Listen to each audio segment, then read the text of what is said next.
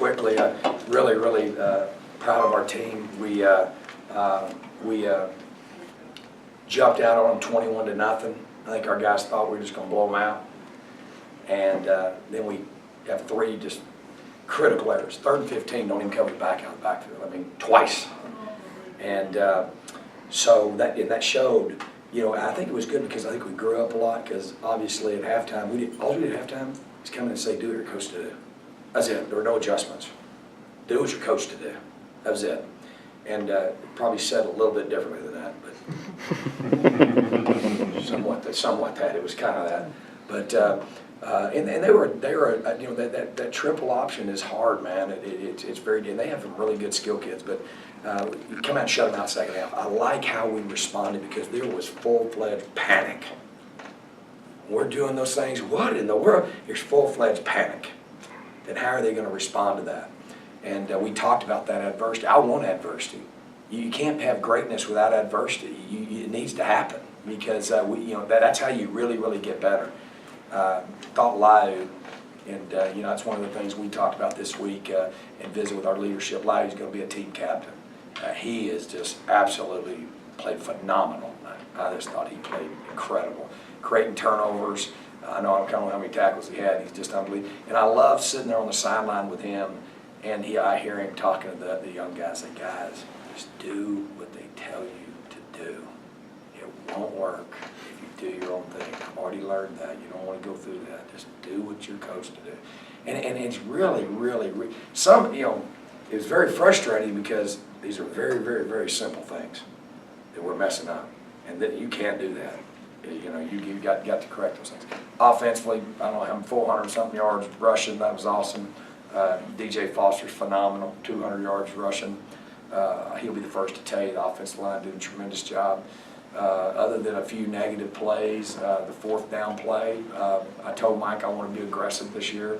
If we've got it, we're going to take it. We had it. It's wide open. Got to make the throw. I mean, and if they don't, I told him if you don't, I'm gonna be unhappy. And I was unhappy. So you know, that's why I told you we got to do those things because those things are going to be big in games. And took that opportunity to do that right there was, you know, I don't know, that was pretty bold probably, but just some things like that. I think we were sharp hitting on all cylinders? No. Or were we better than last week? Marked better than last week.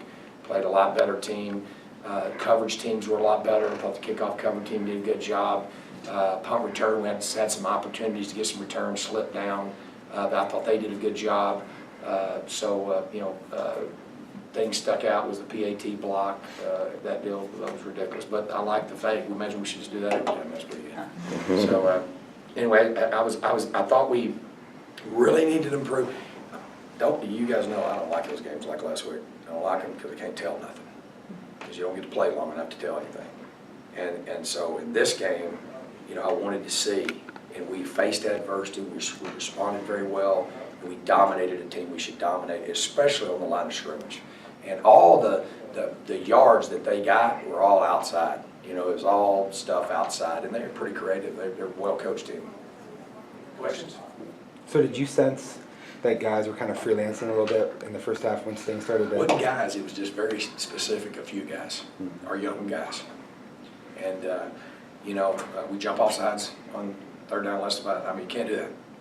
And it just shows what it is that when you experience success, and let me tell you something, I'm talking about newcomers, guys that have not played. A lot of those guys are responding very well. Oh, Quishy Brown, I played 3 different people at boundary corner night. Chad, Quishy, Armand Perry, all those guys played very well and did exactly what they were coached to do. And what happens is that, you know, when we started, what now, 3 true freshmen now. You can't, you got to do what you're coached to do. It's not just about you playing. And what happens is, you know, they're just not used to that. Our system is somewhat complex and it's very disciplined. And so it's 3rd and 15 twice, and we just don't cover the back. And we're not playing our nickel package, double rat combo. We're just playing cover 4. You know what I'm saying? So that was a little frustrating. But you know what? I mean, I love how they responded. You know, and I like how our other guys were saying, "Guys, look now, you got to this is what you got to do." So it was good. I thought it was because it was, man, it was. I could feel the panic. You know what I'm saying? And we had talked about it in the hotel before we came here. Wrote it big on the board. Adversity's going to hit. I don't know if it's going to be today. I don't know if it's going to be next week. I don't know. I guarantee it's going to hit. And man, we need to embrace it and be prepared for it. You know, and make sure it's how you respond to that, because you can't get those plays back. So, but I mean, we got to eliminate that stuff though. I mean, you know, it's nice to. That's what I said that to Ray and Tim afterwards. I said it's nice to teach and learn and win, but eventually that'll cost you, because it's not. Those are things that we obviously shouldn't be doing at this point. Even though he didn't start, Jordan Simonio was such George incredible. Simone had best. I thought he stepped up big time. I mean, he was really communicating. Jordan's smart. I thought he played outstanding. I really did. I thought he played really, really good in a very difficult situation and circumstance.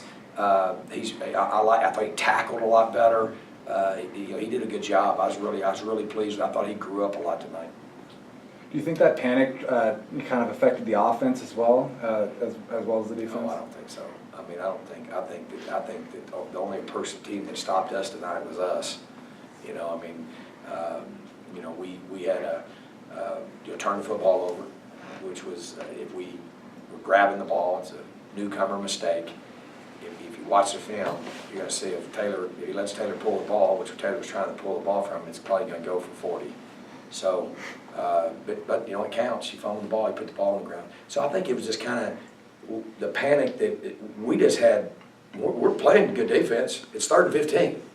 And they're converting third and 15s, you know, hitting the backfield on simple little routes out of the backfield.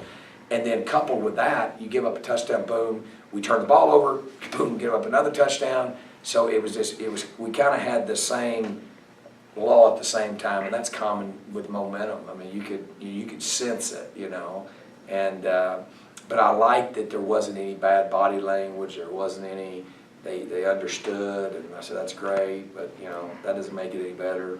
We got to stop. You cannot do those things, period. So I think what it goes down to is that, you know, what we really have to do, you know, there's no substitute for experience, but we've got to do a lot better job on Tuesday and Wednesday, because I know you guys, I walk over at practice, I'm pretty much say whatever's on my mind, and there's not, you got to understand, because you know, when you're playing, you know, why are you getting so upset, Coach? It matters. You get in, you can't run spot run defense in the Pac-12 and win. You have to be able to execute a system, and the system's designed for them. And so, you know, but I liked how they responded, and we had a lot of people play really, really well tonight, and I was really pleased with that. But the offensive line was great. I mean, 400-something yards rushing. I like that. I like to see. DJ's really, really, really good. I told you he was going to be really good. He's really good. I like watching him run. So lots of good things. But then there were some drops. There were some things that just, you know, we should have just that stopped a drive that would have made it if we'd have kept that drive going to 28-0. Now it might have been differently. So we'll look at the film. But I really wanted our team to have marked improvement. I really think we did. So I was really pleased. Cameron Smith took another step. Yeah, it's big. That's why I told Mike. Been telling Mike for 2 weeks, man, I just want him to hit a home run. I just want him to get once he gets a home run, man, it's going to really make a difference. And he's really, really fast. And as he gets his confidence gains, he can be a big threat. He's one of the fastest. He's probably the fastest guy on our team, or at least, if not one of the fastest. Where did tonight's performance rank amongst all the ones you've seen from DJ Foster? Well, I don't know, Mark, if he's. I mean, that's probably the best one. Would you say? Yeah, that's pretty good. I haven't been last time I had 200-yard rusher. 2001. I would have guessed wrong. You told me that we're coming in, but I didn't. I got to rambling and then I forgot. Sorry. Taylor, I was asking about how you guys came out after the second half. You know, 4 plays, you score, and then a big defensive play. And he said those point to the Tuesdays and Wednesdays of practice when you're throwing those guys in adverse situations. Is that a fair? Yeah, I think that. I think obviously we have I think a good regimen. We strain them pretty hard on Tuesdays and Wednesdays, put them in the adverse situations.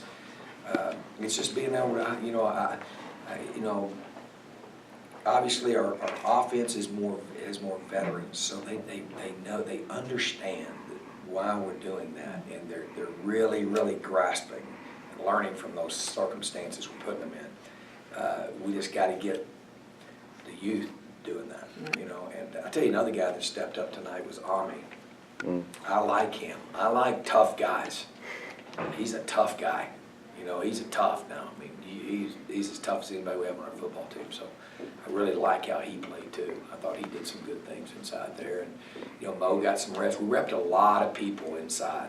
Just wanted to really kind of see where everybody's at. And I thought he stood out tonight. You know, played 3 technique, and he's up to 270 now. It's 272. So, you know, I feel like he played inside or out, and he played both and did a good job. I think Marcus Hardison's been solid. You know, how many penalties we have? 4. We had 4. They're all in the first half. We had, and my gosh, we lined up illegally on a kickoff. I went like, wow. We were just aligning the other way, so you have to have 4 on one side. So that does count. But that's 4 penalties, and we had an inadvertent face mask that I thought was. You know, and then I think we had a jumping off sides, and what else we have? That legal procedure. What else? That trick play in the 2-point conversion, was that planned ahead of time or just spur of the moment? I don't know. You have to ask Mike. I don't know. I drew that up last night, I think. No, I had absolutely nothing to do with it.